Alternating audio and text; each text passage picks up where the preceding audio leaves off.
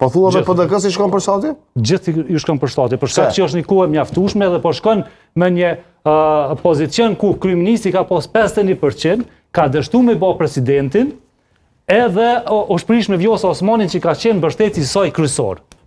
Dhe këtu është një dështim kogja i madh që mundet me adresu Vjosa Osmanit. Deshto mos e nuk Albin Kurtit, deshto mos e jo. Pra, për me ik sajna që me mujt më rritë sa do pak, unë s'po them që do të rritet opozita me ka 10% se cila parti politike, por është mjaftueshëm një rritje që do të shkojë te opozita, sepse ka ndryshime politike dhe ka ndodhi politike, nuk është diçka e pa ndodhi që me pa rezultat tjetër. Prandaj këto është kompromisi që opozita hjek dorë pe zgjedhjeve, se mundet me çu vendin në zgjedhje, qysh do të qoftë mundet me çu vendin në zgjedhje. Pra dorën e opozitës është me çu vendin në zgjedhje. Por është edhe dorën e Albin Kurtit mos me çu vendin në zgjedhje. Nëse ja vjap kandidatin opozitës, ju thëtë bëni ju çka doni, unë e kam qeverinë ekzekutive. Kogja demokratike kishë reflektuar sikur një kryeminist që ka fituar 51%, s'ka dashur me marrë zgjedhjet para 3 muajve. I kemi bërë zgjedhjet para 3 muajve. Jo më jap dhurat. Parlamenti me 13%. Albin Kurti që ka negociuar me dhonën. Ka pas dakordim për një president jo konsensual. Mendoj me vepru kështu, është me vepru kundër interesit të 51.11% që nuk janë dakord.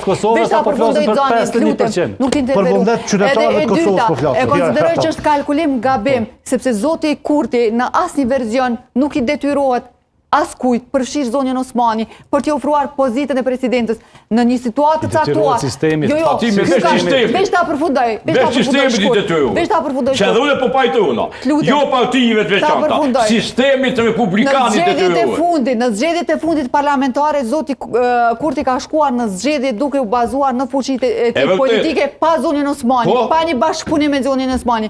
Për tek saj ka shkuar me barrën e luajtjes Bixhaz në Kuvendin e Republikës Kosovës që i është thënë nga kjo presidente, edhe ka fituar me 51.11%.